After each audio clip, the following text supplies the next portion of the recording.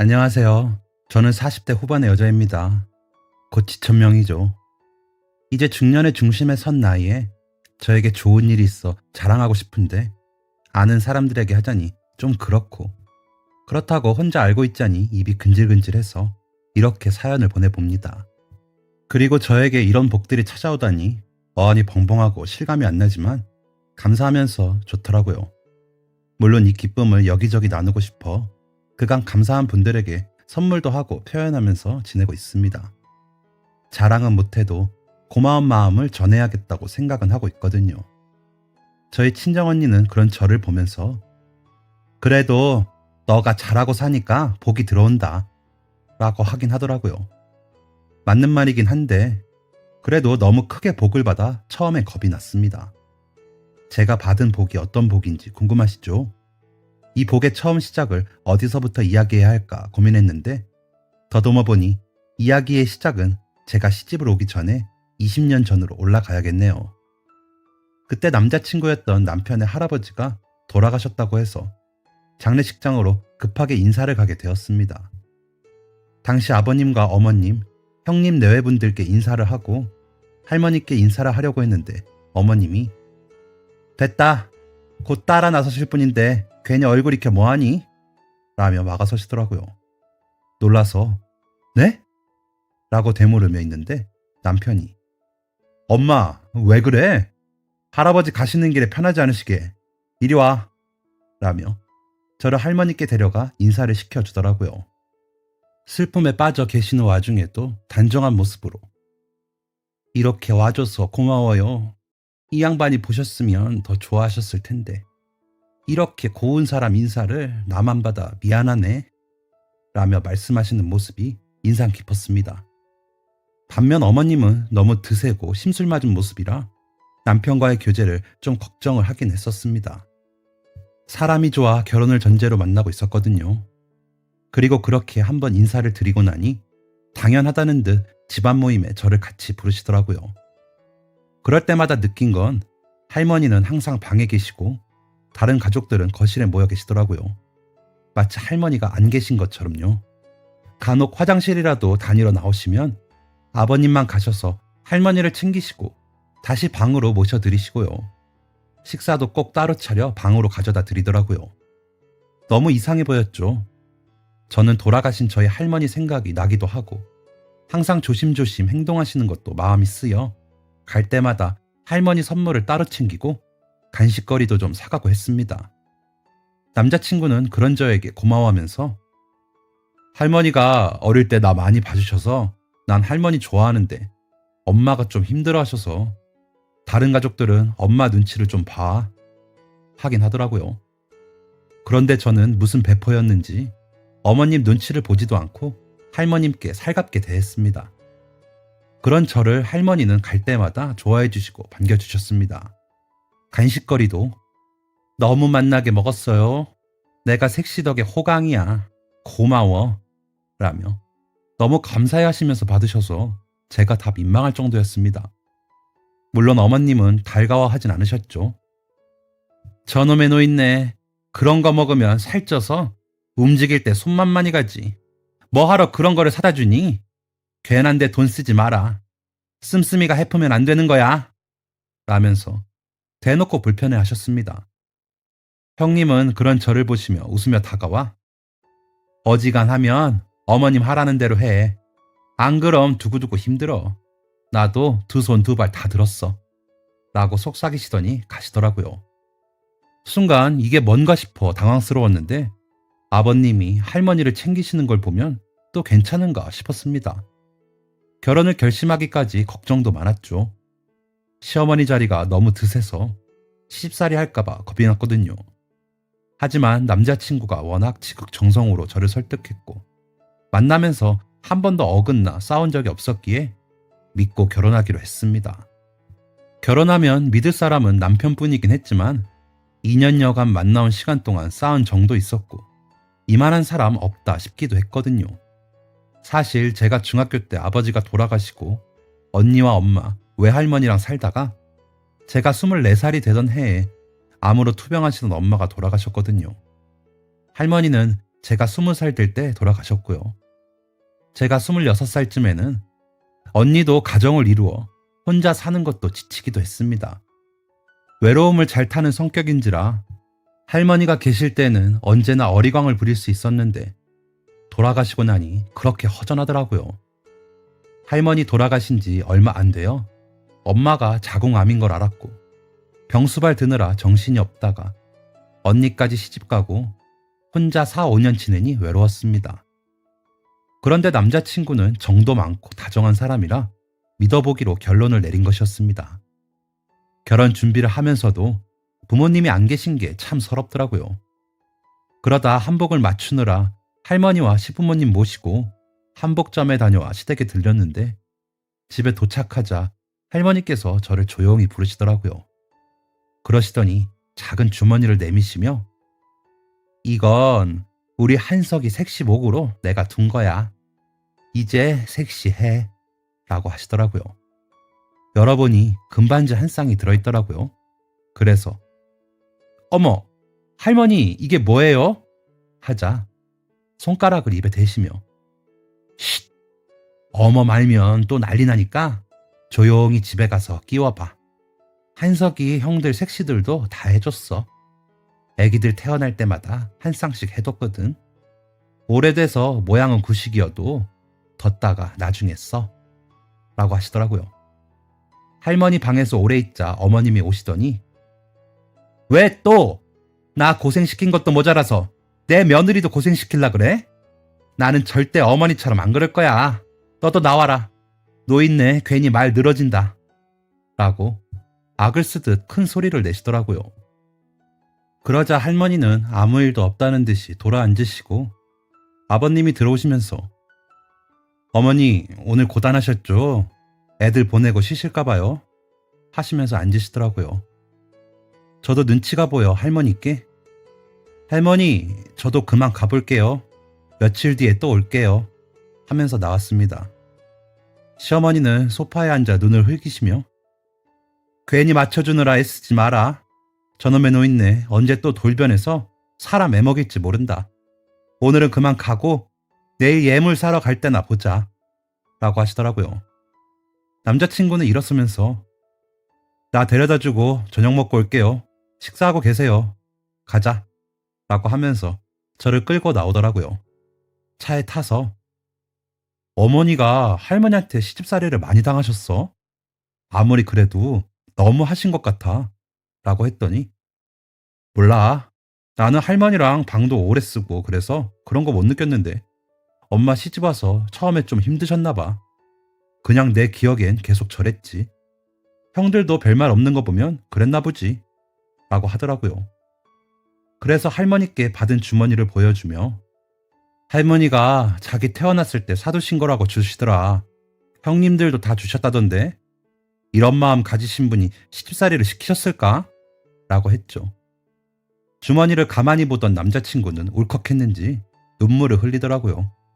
그러더니 잘 가지고 있어 라며 차를 출발시켰습니다.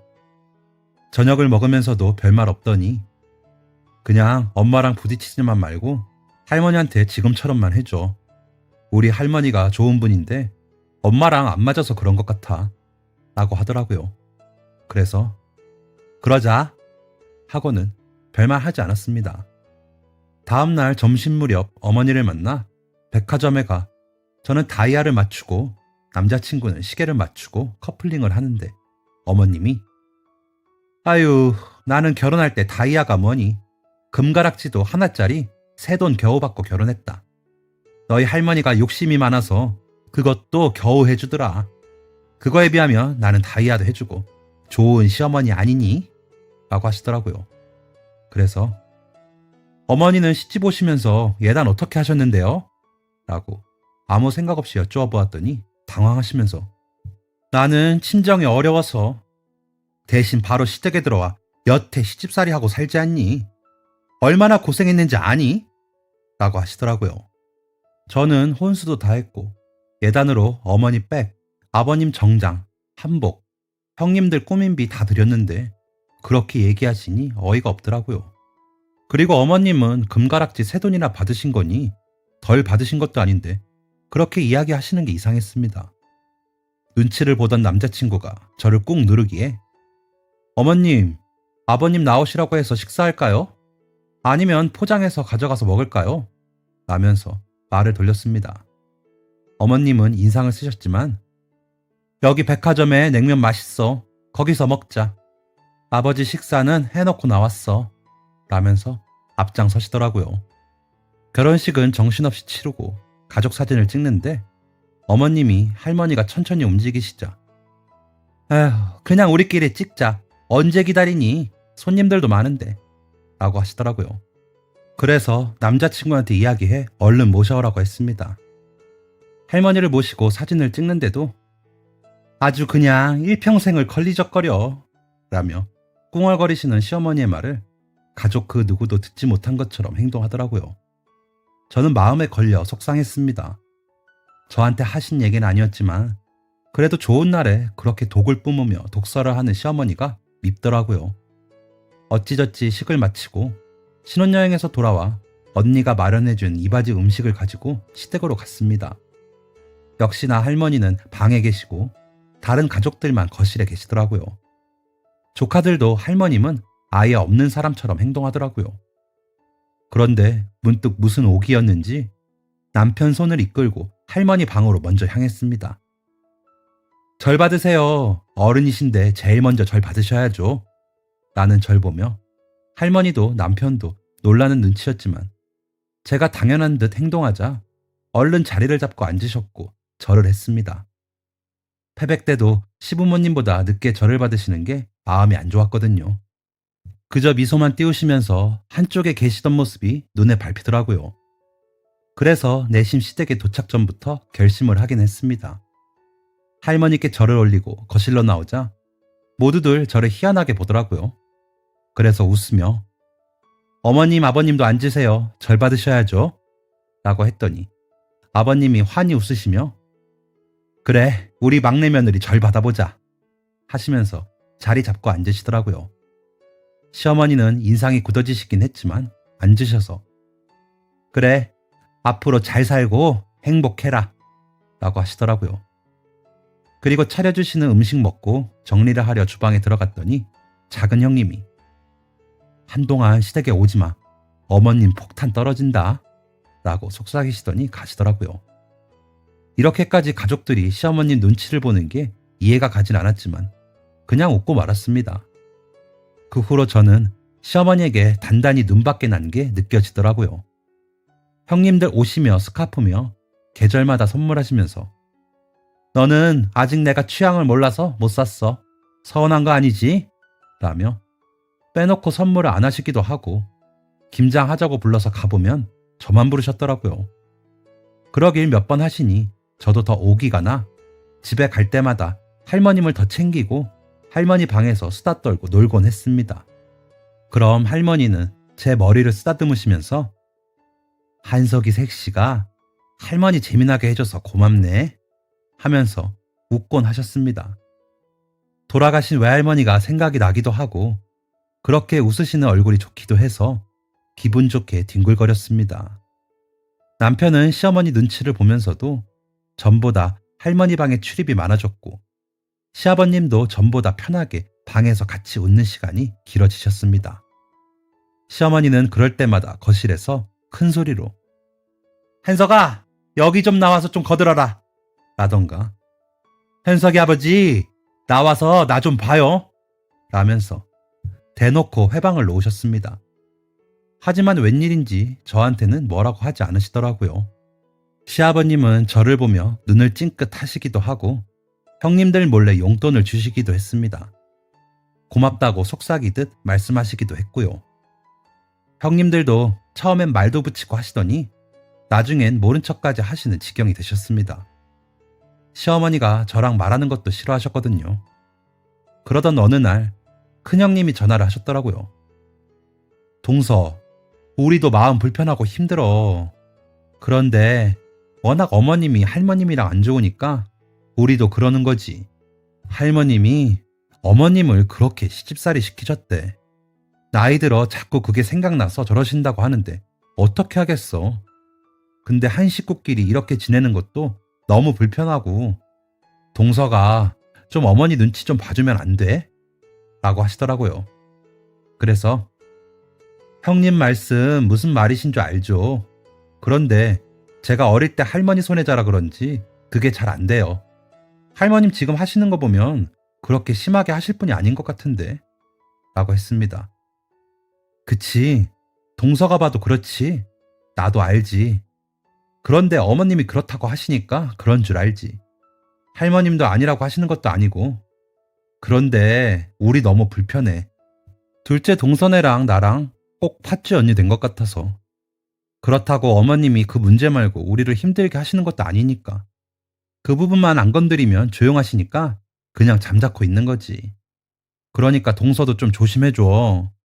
라고 하시더라고요. 그래서 형님 정말 죄송한데요. 벌써 할머님이랑 너무 가까워져서 갑자기 거리두기도 좀 그래요. 저는 신경 쓰지 마시고 형님도 하시던 대로 하세요. 라고 했습니다. 그러자 한숨을 푹 쉬시더니 그럼 동서가 나랑 둘째 동서네랑 이해 좀 해줘. 나도 이런 전화 안 하고 싶었는데 어머님이 요즘 둘째 동서랑 나한테 아침 저녁으로 전화해서 동서 좀 잡으라고 이야기하셔서 전화한 거야. 알았어. 라면서 전화를 끊으시더라고요. 저 때문에 형님과 작은 형님이 시달리신다는 얘기를 들으니 그냥 지나칠 순 없더라고요. 그렇다고 그 뜻대로 하고 싶지도 않았고요. 그래서 시어머니께 전화를 했습니다. 어머님 잘 지내시죠? 시간 괜찮으시면 저희 집에 저녁 드시러 오실래요? 제가 모시러 갈게요. 라고 했더니 쌀쌀맞던 목소리가 한순간에 바뀌면서 그래? 뭐 맛있는 거 했니? 몇 시에 올래? 라고 하셔서 약속을 잡고 시댁 앞으로 가 어머님을 모시고 집으로 왔습니다. 집으로 오셔서 식사를 하시면서도 기분이 좋아 보이시더라고요.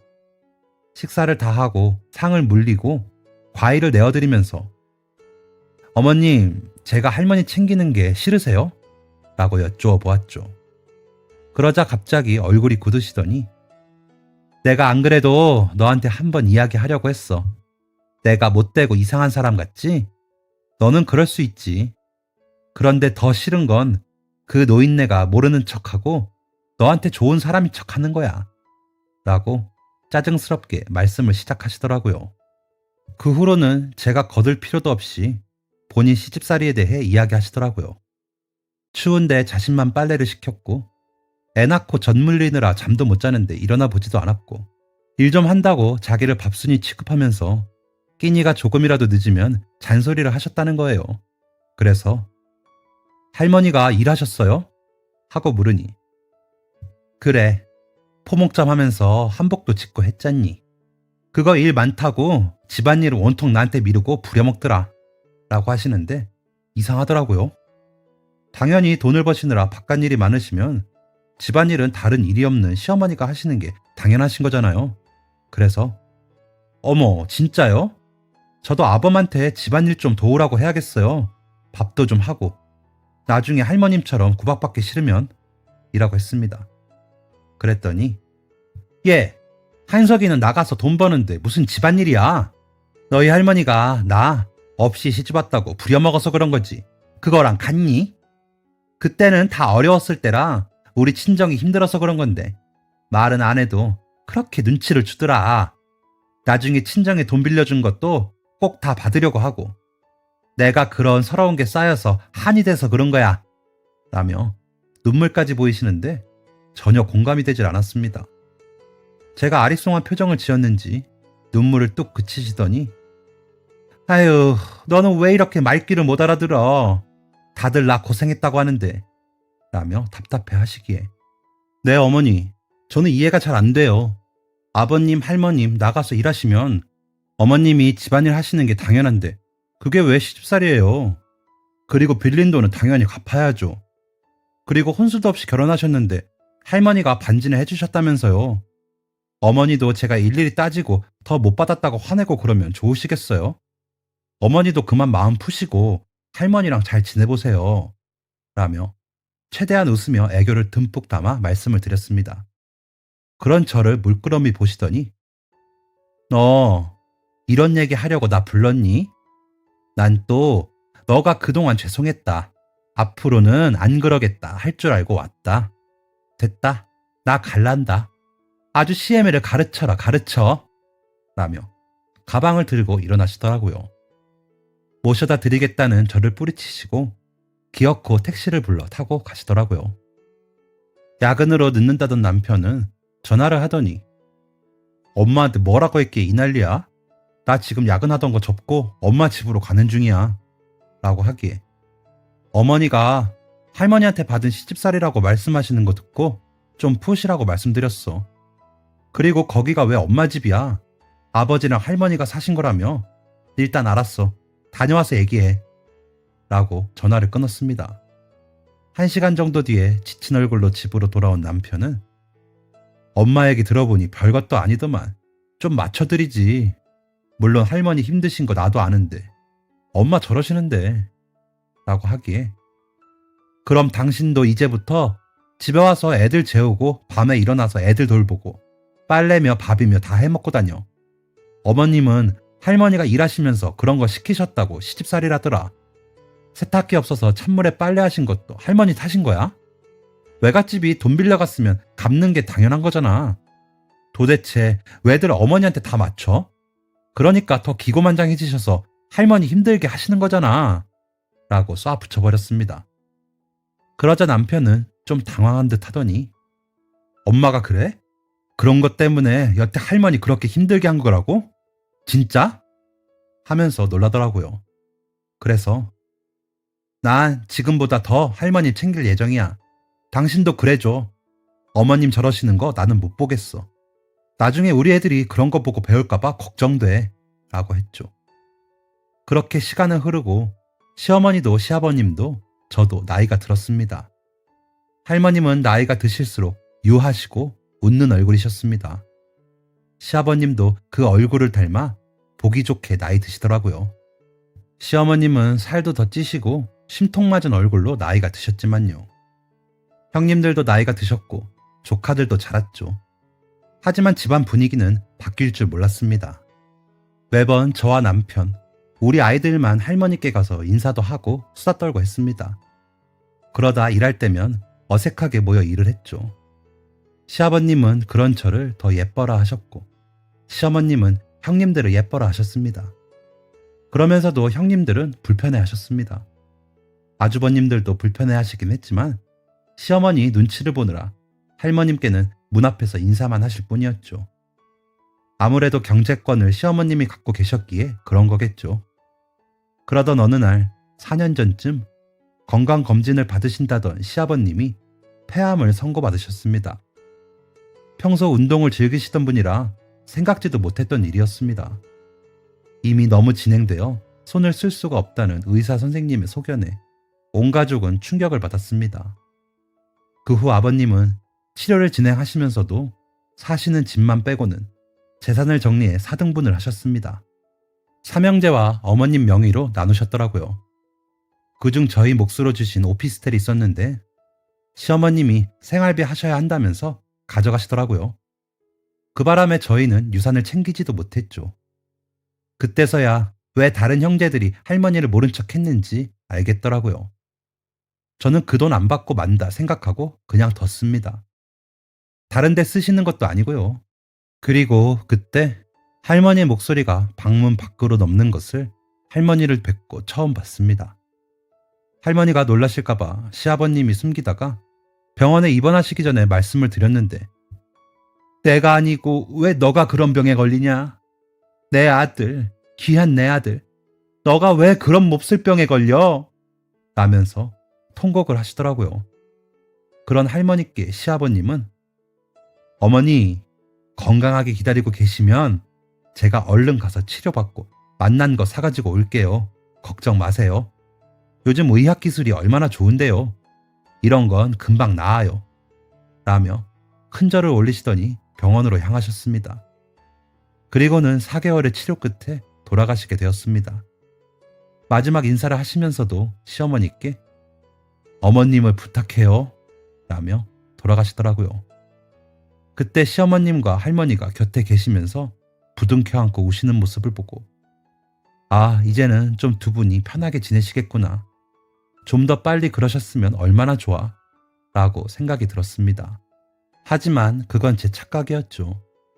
시어머님은 시아버님이 돌아가신 후로 할머님에 대한 폭언이 전보다 심해지셨습니다.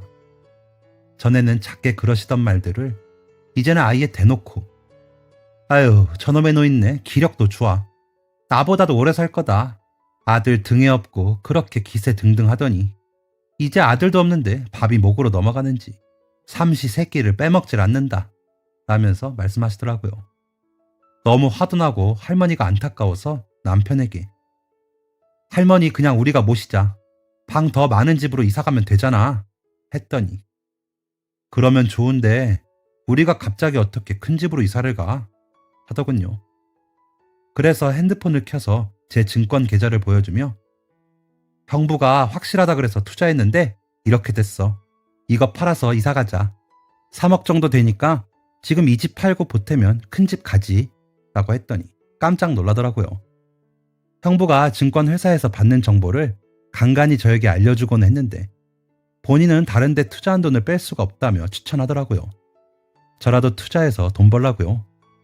그래서 1,000만 원으로 시작하여 야금야금 오른 것이 3억 정도 돼서 안 그래도 빼야겠다고 생각하고 있는데 할머님을 보니 더 서둘러야겠더라고요. 90살이 다 되어가시는 할머니를 그렇게 사시게 둘 순 없었습니다. 그래서 집 알아보고 이사 결정하느라 정신없다 2주 정도 틈을 두고 시댁에 갔습니다. 가서 할머니 모셔가겠다 이야기를 하려고 간 거죠. 그런데 할머니가 안 계시더라고요. 시어머니만 웃으면서 저희를 맞으시고요. 그래서 할머니 어디 가셨어요? 했더니 아, 저기 가셨어. 하기에 노인정 가셨어요? 내가 가서 모시고 올까? 라며 남편이 나서자 아니, 요양원 가셨어. 거기 노인들도 많고 오히려 의지되고 좋지 뭐. 요즘은 나라에서 지원금도 나와서 다들 나보다 더 잘해줘. 라면서 눈을 피하시더라고요. 그때 남편이 처음으로 시어머니께 소리를 지르더라고요. 엄마, 그렇다고 할머니를 요양병원에 보냈어? 아니 멀쩡하신 양반을 왜 병원에 보내? 어디 병원이야? 우리가 모실 거야. 안 그래도 우리 할머니 모시려고 이사 가기로 했어. 병원 어디야? 라고 막 성화를 부리니 시어머니는 더 크게 소리를 지르면서 그 노인네를 왜 너희가 맡아? 야, 그럴 정신에 나나 모셔. 나 이제 혼자잖아. 너희 형들은 가만히 있는데 왜 너희가 난리야? 라고 방방 뜨시더라고요. 저희만 모르게 형님들과 아주버님들도 같이 할머니를 요양원에 모신 거였습니다. 게다가 무이탁 노인들이 나가는 그런 무료 시설이에요. 너무 화가 나고 속상하더라고요. 그래서 큰형님께 전화를 해서 형님, 할머님 모신 병원이 어디예요? 저희가 모시려고요. 안 그래도 저희 이번에 이사하면서 모시겠다고 말씀드리러 갔는데 안 계시네요. 라고 했더니 동서, 그만 있고 우리 좀 둥글게 살자.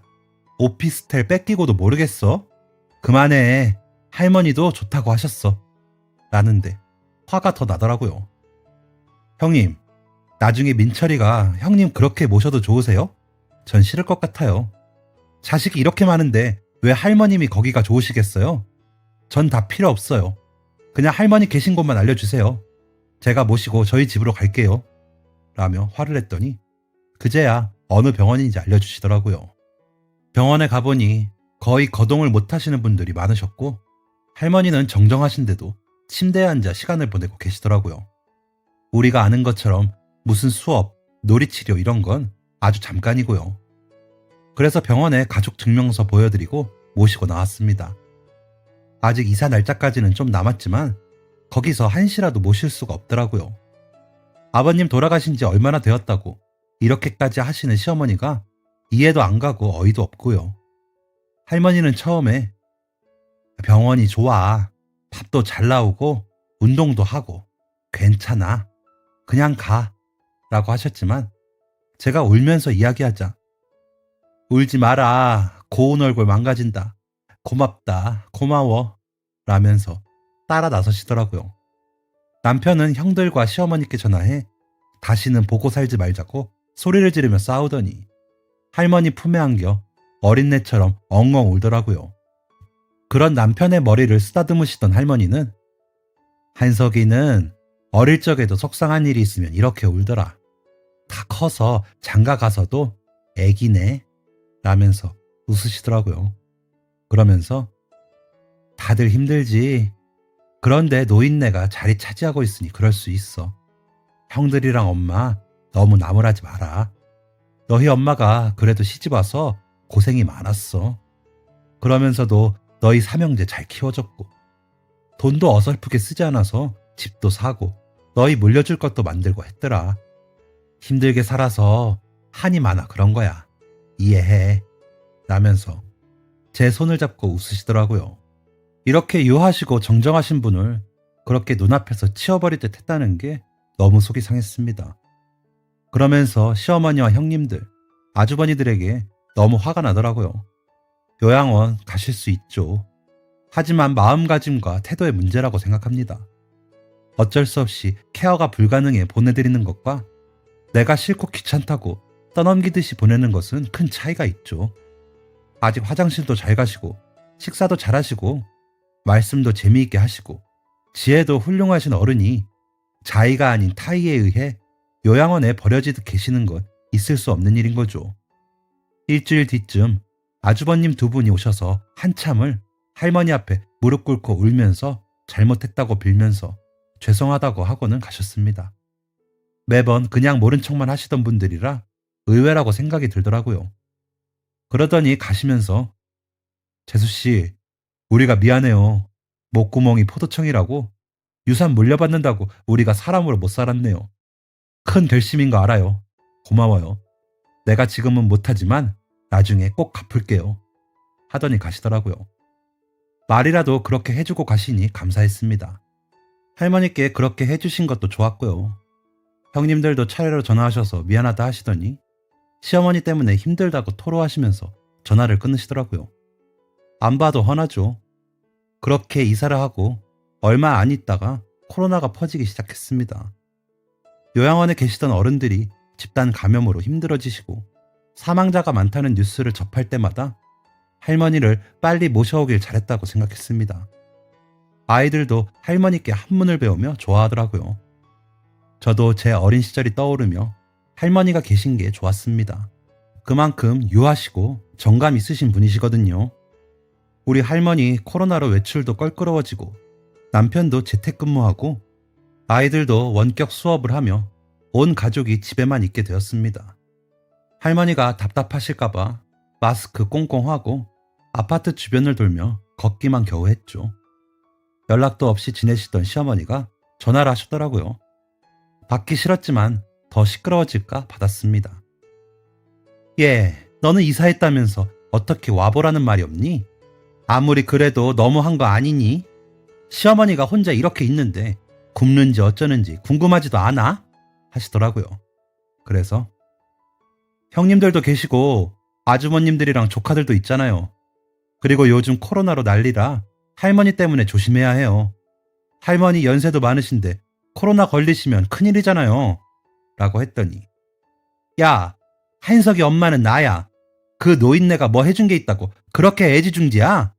너 진짜 그러다 오피스텔 못 돌려받아? 하시기에 어머니, 저 그렇게 돈 보고 부모님 모시고 그런 사람 아닙니다. 할머니는 지금도 충분히 제 역할을 하고 계시고요. 남편 말로는 어릴 때 할머니 품에서 자고 그랬다던데 왜 해준 게 없으세요? 라고 했더니 하여간 너는 한마디를 안 진다. 그래, 너 잘났다. 아주 착하고 훌륭하다. 그 훌륭한 며느리 밥 나도 좀 먹어봐야겠으니까 내일 저녁에 데리러 와. 라며 통보를 하시더라고요. 대답도 하기 전에 전화를 끊으시는데 낮잠 주무시는 줄 알았던 할머니가 나오시더니 너희 시어머니야? 오라고 해라. 아무리 그래도 자식 사는 거 궁금하지. 나 때문에 그렇게 골 내지 마. 그러다 나 죽고 너희 시어머니 죽으면 또 후회가 남아. 라고 하시더라고요. 그래서 남편에게 이야기해 시어머니를 내일 모시고 오기로 했습니다. 서둘러 마트에 식자재 배달을 시키고 정신없이 준비했죠. 그렇게 모시고 온 시어머니는 집안 곳곳을 보시다가 할머니 방에 들어가시더니 노인네 얼마나 산다고 잘도 꾸며줬다. 어머니 좋겠어. 손자 덕 봐서. 나는 아들 뺏겼어. 라며 눈을 흘기시는데도 할머니는 그래 잘 왔다. 가서 밥부터 먹어. 한석이 처가 어제부터 부지런히 준비했어. 라며 웃으시더라고요. 저 같으면 웃음은커녕 방문 닫고 내다보지도 않을 것 같은데 너그럽게 대하시는 할머님을 보며 존경심이 들었습니다. 성품이 어떻게 저렇게 좋으실까 싶어서요. 그런 성품을 시아버님이 물려받으셨기 때문에 시어머님의 저런 성품을 다 받아주고 사셨구나 싶더라고요. 그것도 시어머니가 받은 복이라면 복이겠죠. 식사를 하시면서도 이건 어떻고 저건 어떻고 입맛이 없고 하시면서 깨작거리시다가 가셨습니다.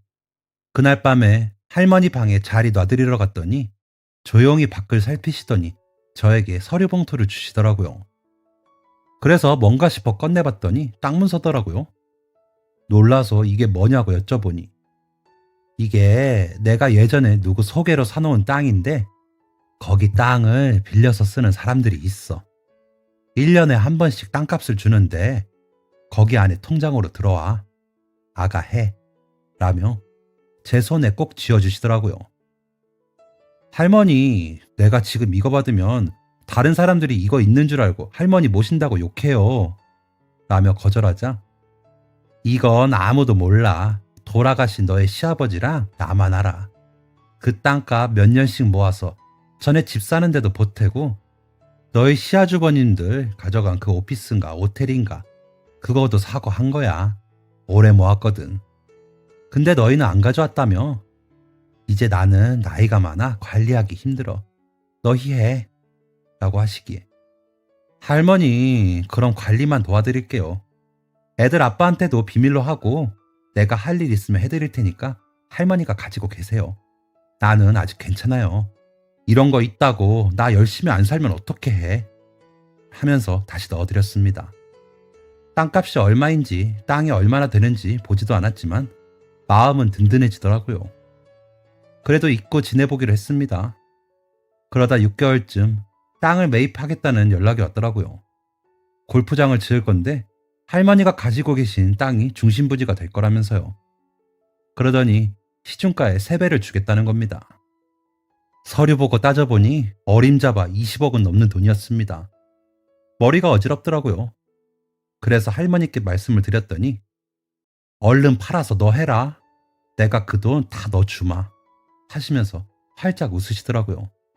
그래서 그 돈을 왜 날 줘요? 할머니가 가지고 계세요. 라고 하자 나 그럼 다시 요양원 갈란다.